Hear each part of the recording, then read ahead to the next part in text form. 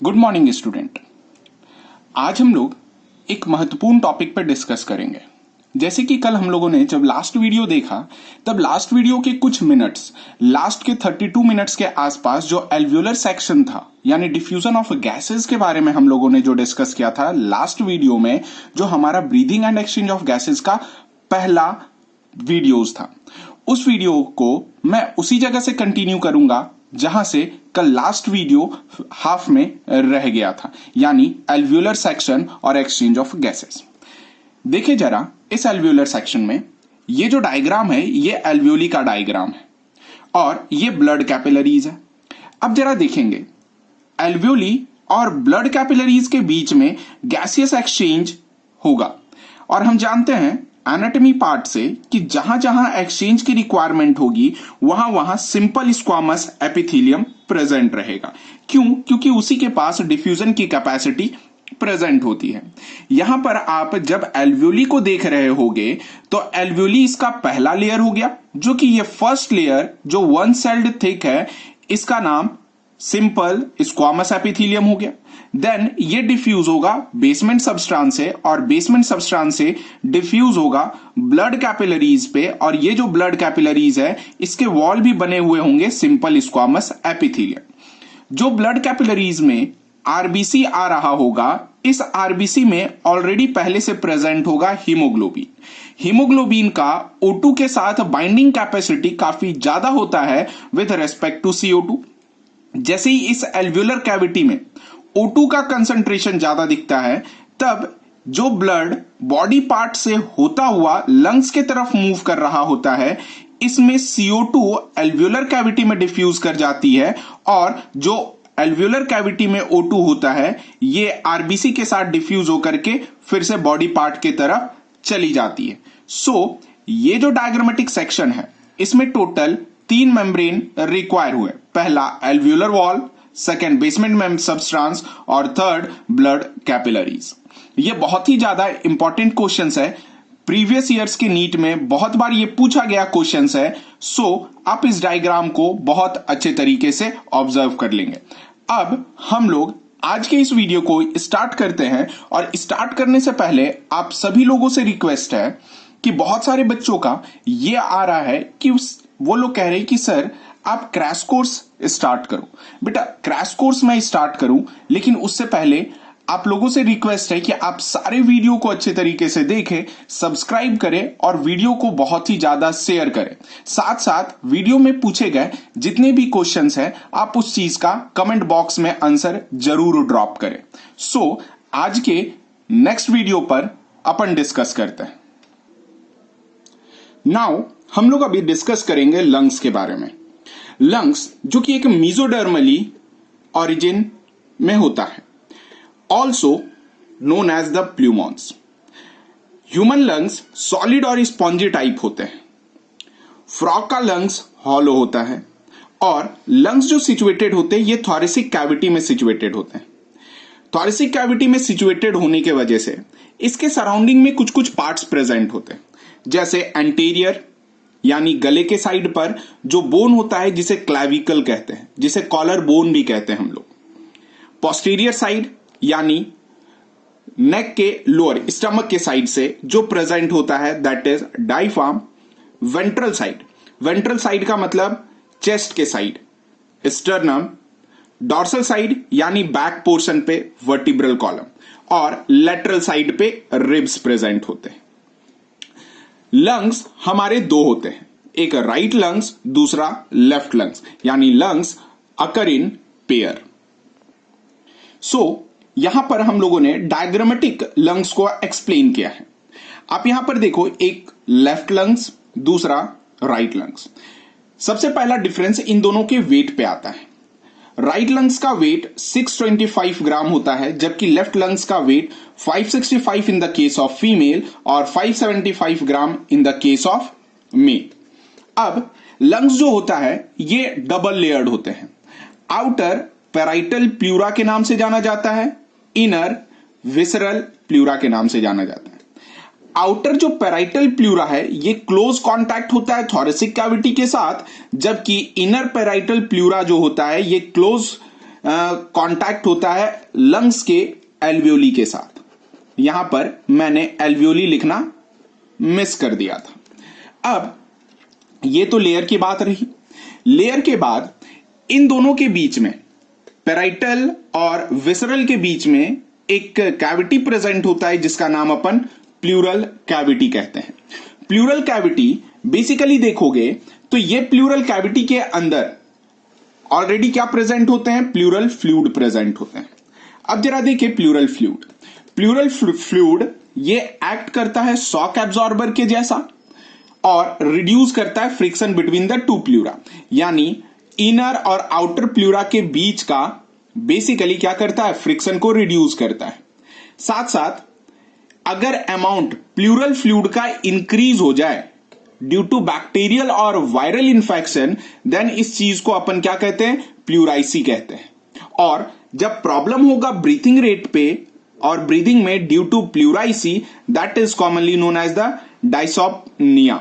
और याद रखिएगा कि इंफेक्शन जो होगा वो ऑलवेज इजियर होगा right lungs with respect to the left lungs due to difference in size. अब एनाटॉमिकल स्ट्रक्चर देखें अपन, देखें कि अब ये राइट लंग्स और लेफ्ट लंग्स बेसिकली नीचे से डायफ्राम डोम शेप कवर करेगा। अब जैसे ही देखेंगे तो राइट लंग्स में 3 लोब पाया जाता है जबकि लेफ्ट लंग्स में 2 लोब पाया जाता है। राइट लंग्स पहला अपर लोब, मिडिल लोब और लोअर लोब। ये लोब एक्चुअल में जो होते हैं डिवाइड होते हैं फीसर के साथ। पहला हो गया हॉरिजॉन्टल फीसर, दूसरा हो गया ऑब्लिक फीसर, और इधर साइड क्या हो गया, ऑब्लिक फीसर हो गया। ये फीसर लंग्स को डिवाइड करता है 2 पार्ट में। सो लेफ्ट लंग्स में 2 part, upper lobe and lower lobe, और राइट लंग्स में upper lobe, middle lobe, lower lobe, क्योंकि इस जगह पे 2 फीसर प्रेजेंट होता है। 2 लंग्स के बीच के डिस्टेंस को मेडियास्टेनम कहते हैं।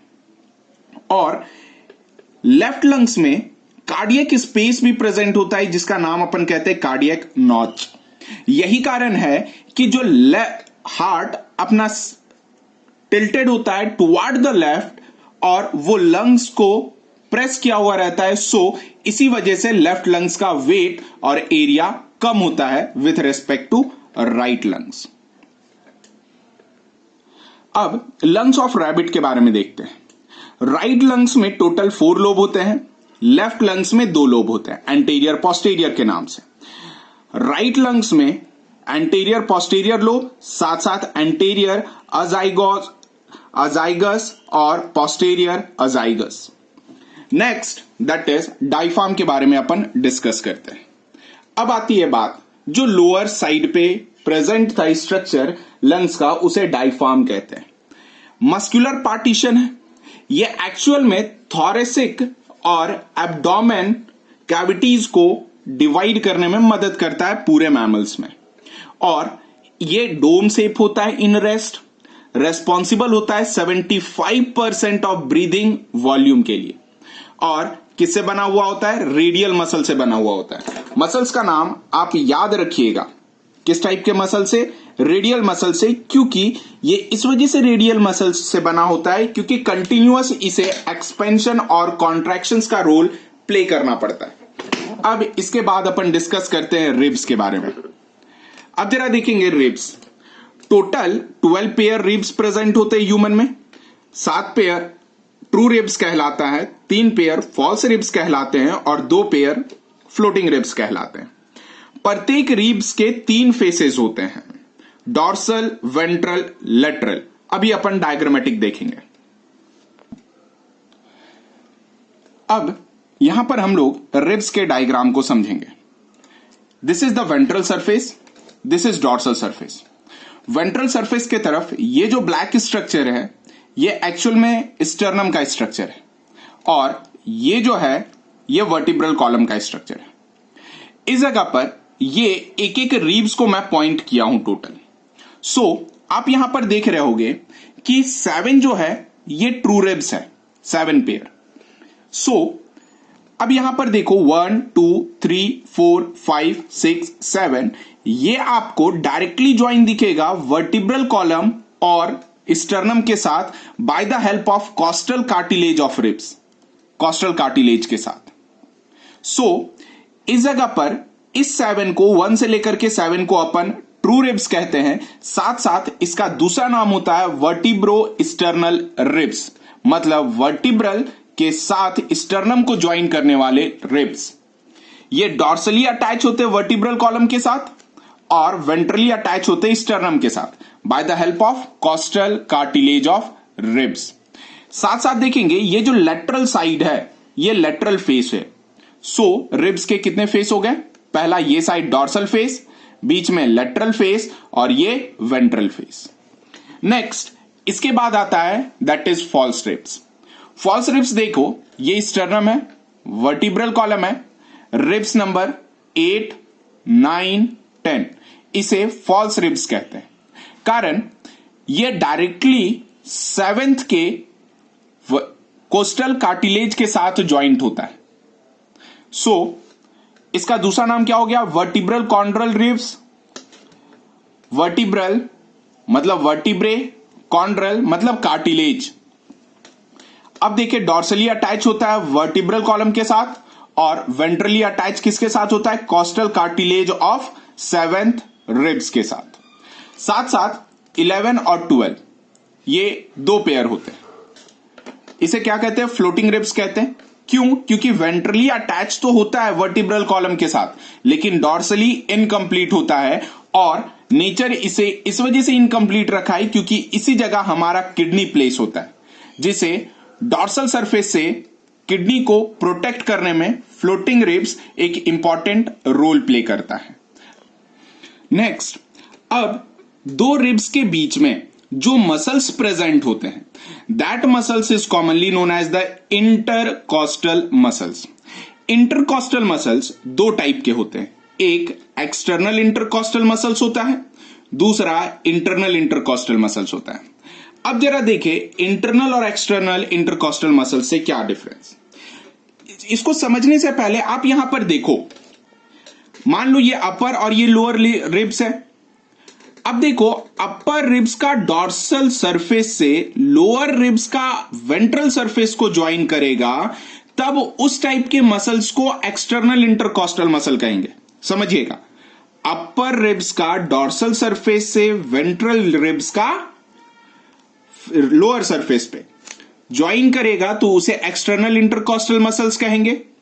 सेम उसी टाइप में अपर रिब का वेंट्रल सरफेस ज्वाइन करेगा और लोअर रिब का डॉर्सल सरफेस ज्वाइन करेगा, उसे इंटरनल इंटरकॉस्टल मसल्स कहेंगे।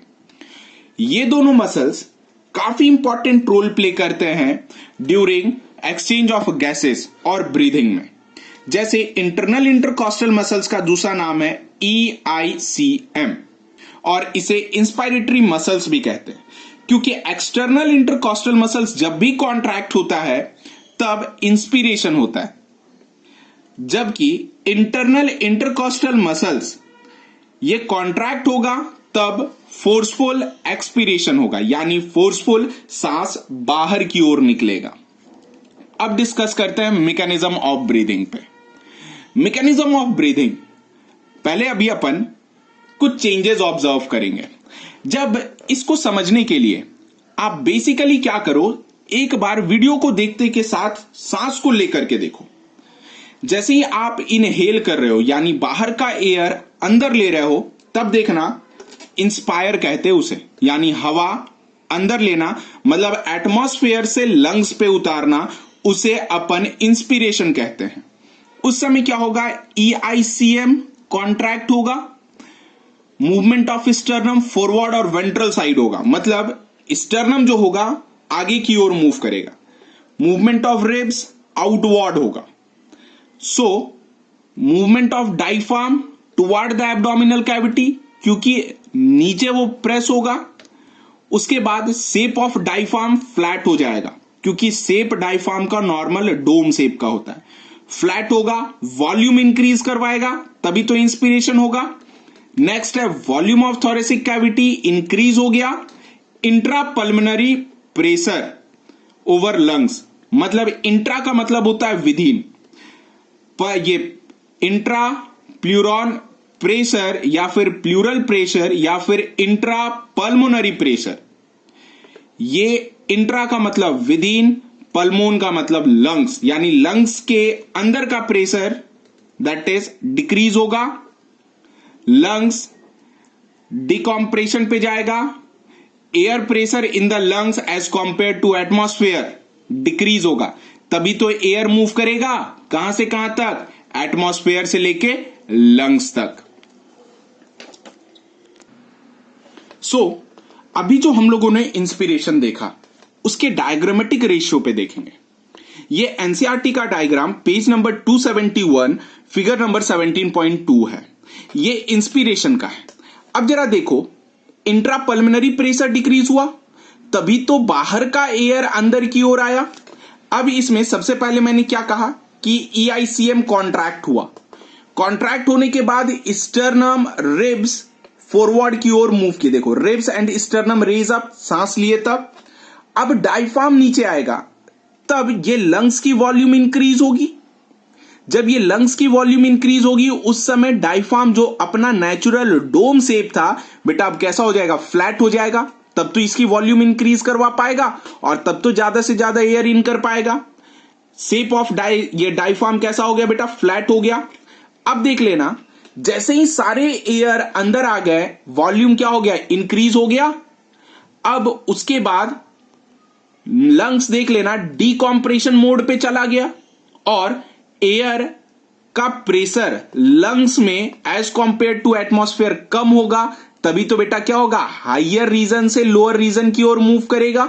डिफ्यूजन के केसेस पे अपन समझते हैं from the region of high concentration to the region of low concentration. यही कारण है कि एयर प्रेशर लंग्स में डिक्रीज होगा तब एटमॉस्फेयर में एयर जो प्रेजेंट होगा वो किधर की ओर मूव करेगा, लंग्स में मूव करेगा।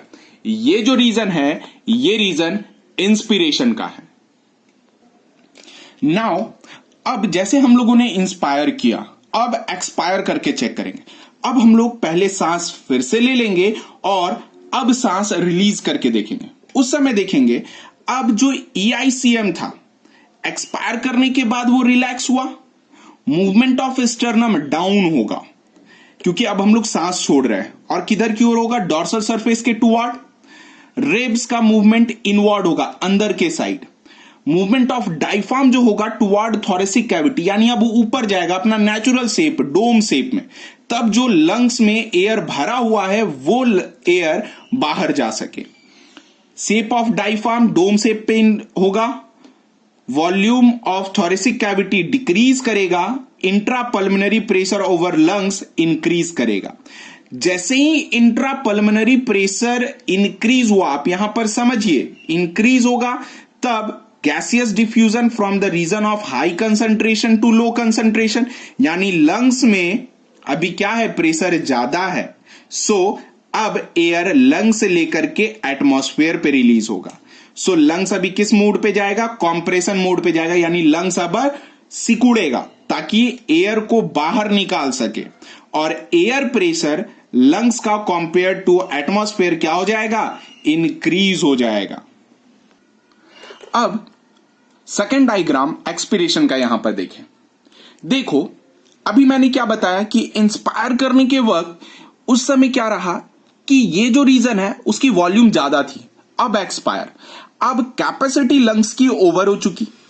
अब जो एटमॉस्फेयर में एयर का प्रेशर था वो तो डिक्रीज हो गया, लेकिन यहां पर एयर प्रेशर क्या हो गया बेटा, इंक्रीज हो गया। सो अब गैसेस डिफ्यूज कहां से करेगा, हाइयर कंसंट्रेशन से लोअर कंसंट्रेशन। कहां से कहां डिफ्यूज करेगा बेटा, हाइयर से लोअर कंसंट्रेशन डिक्रीज करेगा। सो ये यहां से मूव करके इधर की ओर जाएगा। उसी समय जब सारे गैसेस और एयर बाहर की ओर निकलेंगे तब जो रिब्स और स्टर्नम अपने ओरिजिनल शेप पर आएगा, यानी जो एक्सपेंड किया था वो अब क्या हो जाएगा, नीचे की ओर बैठेगा। किधर की साइड, तो डॉर्सल साइड की ओर। डायफ्राम जो था, जो फ्लैट हो चुका था, अब फिर से ये अपने नॉर्मल पोजीशन डोम शेप पे जाएगा। तब जाकर के ये क्या करेगा, लंग्स को फिर से कॉम्प्रेस करेगा और सारे एयर को बाहर निकालेगा जो लंग्स में थे। यहां पर मैंने अभी कहा कि ये किधर की ओर मूव करेगा, थोरेसिक कैविटी पे। समझिएगा हमारे बॉडी में तीन रीजन पाए जाते हैं। ये जो चेस्ट का रीजन आपको दिख रहा है इसे थोरेसिक रीजन कहते हैं। डायफ्राम के नीचे और स्टमक के पास जो रीजन दिख रहा है इसे अपन एब्डोमिनल रीजन कहते हैं। और जो अम्बिलिकल नॉच होता है जिसे नाभि कहते हैं, नाभि से लेकर के नीचे लोअर साइड जेनाइटल ऑर्गन के पास तक उस चीज को अपन पेल्विक रीजन कहते हैं। सो फिर से रिपीट कर दे रहा हूं, टोटल ह्यूमन बॉडी में तीन रीजन होते हैं। पहला thoracic region, second abdominal region. Abdominal region कहां तक? तो डायफ्राम से लेकर के अम्बिलिकल नॉच तक, दैट इज एब्डोमेन रीजन। अब अम्बिलिकल नॉच से लेकर के जेनाइटल ऑर्गन तक वहां पे जो प्रेजेंट होते हैं they are commonly known as what? Pelvic region कहलाते हैं। यहां कुछ एक डिटेल एक्सप्लेनेशन है कि किसका रोल कैसे होता है। जैसे नॉर्मल एक्सपिरेशन में EICM का नेग्लिजिबल रोल होता है, जबकि नॉर्मल एक्सपिरेशन में यह पैसिव प्रोसेस होता है, यानी विदाउट एनर्जी टेकिंग। डायफ्राम जब लिफ्ट अप करता है यानी ऊपर की ओर होता है, मतलब become dome shape and the size of thoracic cavity decreases which result in expiration. जो अभी हमने देखा था कि जैसे ही डायफ्राम डोम शेप का होगा थोरेसिक कैविटी डिक्रीज होगा और क्या चीज होगा? वहां पर एक्सपिरेशन होगा। जबकि 75% of breathing in human is abdominal. ये ध्यान रखिएगा, बहुत बार पूछा गया क्वेश्चन है ना, कि 75% जो ब्रीदिंग होता है ह्यूमन बीइंग में वो एब्डोमिनल होता है। Breathing due to the diaphragm and abdominal muscles whereas 25%, सिर्फ 25% होता है। जबकि breathing is a thoracic breathing which is due to intercostal muscles. Maximum किसके वजह से होता है? इंटरकॉस्टल मसल्स की वजह से होता है, ध्यान रखिएगा। प्रेग्नेंट फीमेल में थोरेसिक ब्रीदिंग 30% होता है, जबकि एब्डोमिनल ब्रीदिंग 70% होता है। मोस्ट इंपॉर्टेंट क्वेश्चन है ये, 30% थोरेसिक ब्रीदिंग और 70% एब्डोमिनल ब्रीदिंग होता है। जबकि ह्यूमन बीइंग में breathing is called negative pressure. मैं लास्ट लेक्चर में पूछा था कि सनकन टाइप लंग्स किसे कहते हैं? सनकन टाइप लंग्स बेटा उस चीज को कहते हैं जिसके लंग्स में मसल्स एब्सेंट होते हैं। जैसे ह्यूमन का lungs second type of lungs कहलाता है, जबकि ह्यूमन का लंग्स निगेटिव प्रेशर होता है। क्यों? क्योंकि इसमें कंटिन्यूअस एटमॉस्फेरिक प्रेशर से प्रेशर में चेंजेस आता रहता है, जिस वजह से एयर एटमॉस्फेयर से लंग्स और लंग्स से एटमॉस्फेयर एयर मूव करता रहता है। नेक्स्ट, फ्रॉग में ब्रीथिंग जो होता है पॉजिटिव प्रेशर होता है, कारण फ्रॉग के पास कोई भी डायफ्राम नहीं होता है। सो डायफ्राम ना होने के वजह से वो बेसिकली इंस्पायर करने में अपना बकोफेरिंजियल कैविटी का इस्तेमाल करता है। वो पहले बकोफेरिंजियल कैविटी में एयर लेता है और एयर को बकोफेरिंजियल कैविटी में और माउथ को बंद रख करके प्रेस करता है, तो वो एयर उसके बकोफेरिंजियल कैविटी से होता हुआ लंग्स में एंटर करता है। इसी टाइप के लंग्स को अपन पॉजिटिव प्रेशर लंग्स कहते हैं, यानी कभी भी उनके लंग्स में निगेटिव प्रेशर डेवलप नहीं करता है। नॉर्मल ब्रीदिंग को अपन यूपनिया कहते हैं। नॉर्मल इंस्पिरेशन और डीप इंस्पिरेशन रिजल्ट करता है कॉन्ट्रैक्शन ऑफ EICM यानी एक्सटर्नल इंटरकॉस्टल मसल्स और डायफ्राम का, ध्यान रखिएगा आप। Deep and forceful expiration result करता है रिलैक्सेशन ऑफ डायफ्राम और contraction of IICM, that is internal intercostal muscles. अब बात करते हैं breathing rate. Breathing rate normally 12 से 16 टाइम्स पर मिनट होता है बेटा, 16 टाइम्स पर मिनट, क्योंकि ये NCERT का है और न्यूमेरिकल डाटा NCERT की ही राइट हम लोग कंसिडर करके चलेंगे। अब न्यूबॉर्न में ये जो होता है breathing rate nearly about 40 times पर मिनट तक अचीव कर जाता है। अब फैक्टर अफेक्टिंग पे डिस्कस करें ब्रीथिंग रेट का। ब्रीथिंग रेट का सबसे पहला फैक्टर है उसका साइज, यानी ब्रीथिंग रेट इनवर्सली प्रोपोर्शनल होता है साइज का। अगर जिसकी साइज ज्यादा बड़ी होगी उसकी ब्रीदिंग रेट स्लो होगा और जिसकी साइज छोटी होगी उसकी ब्रीदिंग रेट ज्यादा होगा। एग्जाम्पल देख लो, एलिफेंट और रैट। अब एलिफेंट का ब्रीथिंग रेट स्लो होगा रैट के रेस्पेक्ट में, यानी रैट का ब्रीथिंग रेट ज्यादा होगा एलिफेंट के रेस्पेक्ट में। नेक्स्ट आता है सेक्स। ब्रीथिंग रेट हाई होता है मेल में with respect to female. Altitudes के regarding, breathing rate directly proportional to altitude. जैसे जैसे हम लोग एल्टीट्यूड्स पर बढ़ते चले जाएंगे, यानी माउंटेन को क्लाइंब करते जाएंगे और माउंटेन के टिप पर पहुंचते जाएंगे, वैसे वैसे अपना ब्रीदिंग रेट बढ़ता जाएगा, क्योंकि एल्टीट्यूड भी बढ़ेगा, ब्रीदिंग रेट भी बढ़ेगा। नेक्स्ट है एक्सरसाइज।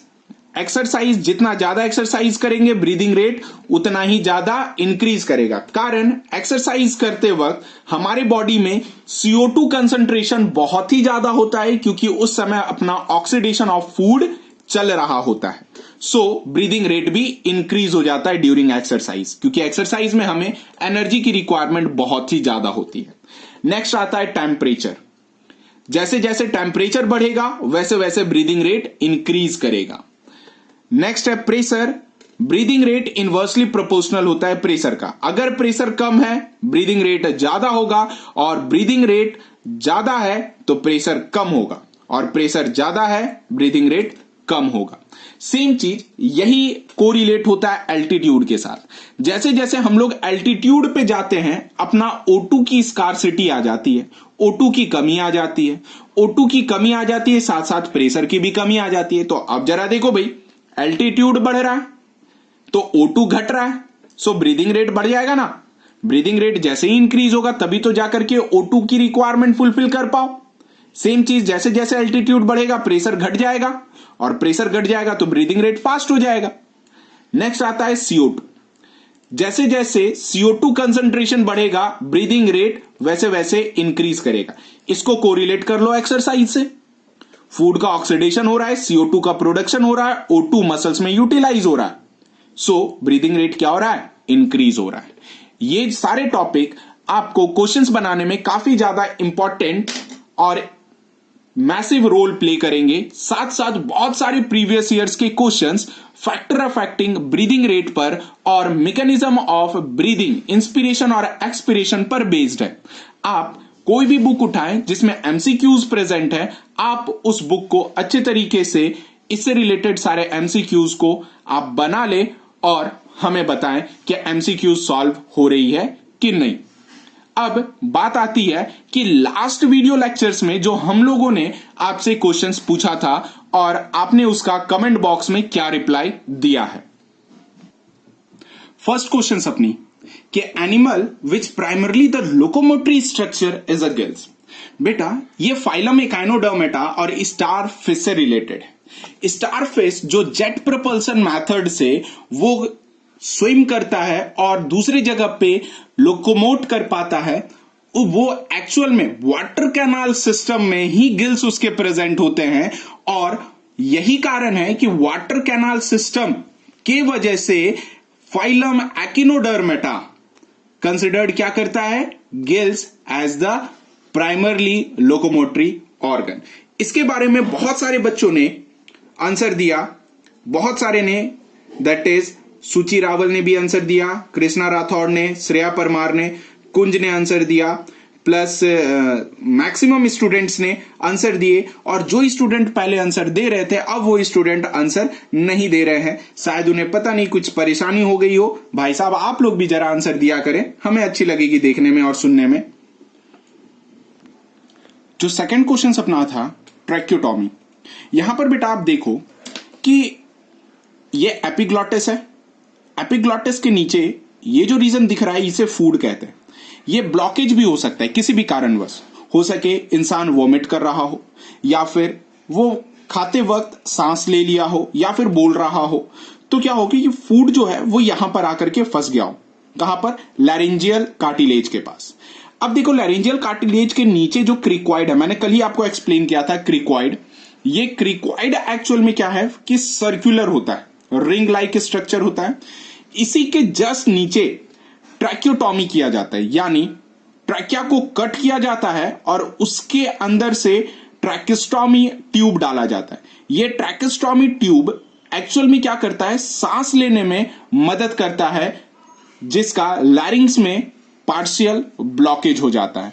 और ये मेडिकल कंडीशंस है जो जस्ट क्रिक्वाइड के नीचे इंसर्शन किया जाता है और जिसके वजह से ट्रैकियोस्टोमी ट्यूब को इंसर्ट किया जाता है उसके लैरिंग्स में, ताकि वो अच्छे तरीके से सांस ले सके। आज का लेक्चर हमारा यहीं तक है और नेक्स्ट लेक्चर में हम लोग ब्रीदिंग के और भी एसेंशियल मैकेनिज्म को डिस्कस करेंगे। उससे पहले जितने भी बच्चे अभी तक सारे वीडियो को देख चुके हैं और नोट्स जो प्रिपेयर कर चुके हैं, उनसे एक और रिक्वेस्ट है कि वो अपने नोट्स को काफी एग्रेसिव बनाएं। जिस टाइप में मैंने डिफरेंट कलरफुल पेन का इस्तेमाल किया है, आप भी नोट्स उसी टाइप में बनाएं। किसी भी टॉपिक पे अगर कोई भी प्रॉब्लम होती है तो आप सीधे मुझे मेरे व्हाट्सएप नंबर के साथ आप डाउट्स पूछ सकते हो, मैं आपका रिप्लाई उसमें दूंगा। और कोई भी वीडियो एसेंशियल के साथ अगर लानी है, कोई एसेंशियल टॉपिक के रिगार्डिंग, तो आप मुझे मेरे कमेंट बॉक्स पर लिख करके दें और मुझे यह भी बताएं कि कौन सा ऐसा टॉपिक है जो मैंने अभी नहीं पढ़ाया है, जैसे आपको फाइंड आउट करना है। दूसरी बात कि आप हमारे इस वीडियो को कंटिन्यूअस वॉच करते रहें, लाइक करें, सब्सक्राइब करें और जितने भी आपके फ्रेंड्स हैं उसके साथ शेयर करें। Stay safe, stay healthy. मिलते हैं अपने नेक्स्ट लेक्चर।